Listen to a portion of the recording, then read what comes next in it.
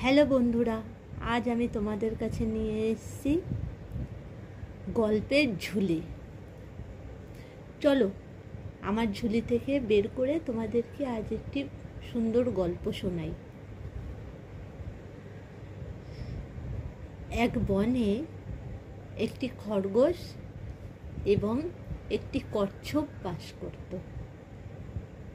তারা দুইজন খুব ভালো বন্ধু, কিন্তু খরগোশের মনে খুব অহংকার ছিল যে সে খুব ভালো দৌড়াতে পারত, সে খুব ভালো ছুটোছুটি করতে পারত, আর কচ্ছপ সেটা পারত না। কচ্ছপ খুবই আস্তে আস্তে হেঁটে বেড়াতো।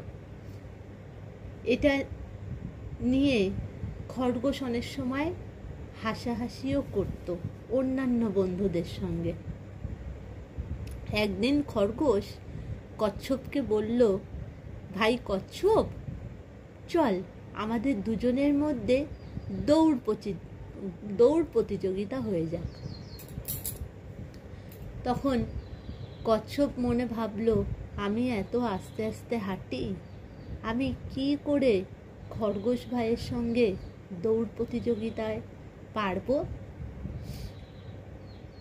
এটা ভেবে কচ্ছপ মাথা নিচু করে থাকলো। তখন খরগোশ বলল, কিরে, লজ্জা পাচ্ছিস নাকি? প্রতিযোগিতায় অংশগ্রহণ করবি না? আমার সঙ্গে দৌড়বি না?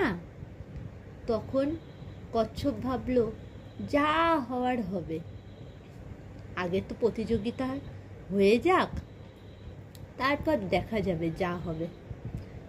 এখন দৌড় প্রতিযোগিতা স্টার্ট হলো। খরগোশ তো খুব জোরে ছুটে অনেকটা চলে গেল এক দৌড়ে। তখন কচ্ছপ কি করবে? ও আস্তে আস্তে হাঁটতে হাঁটতে যেতে লাগলো। তখন খরগোশ ভাবলো, এখনো তো কচ্ছপের আসতে অনেকটা সময় লেগে যাবে, আমি তো প্রায় অর্ধেকের বেশি রাস্তায় চলে এসেছি, আর একটু গেলেই আমি জিতে যাব। তখন খরগোশ ভাবলো, না হয় আমি একটু রেস্ট নিয়ে নিই। এবার খরগোশ রেস্ট নিতে গিয়ে কখন নিজের অজান্তে ঘুমিয়ে পড়ল।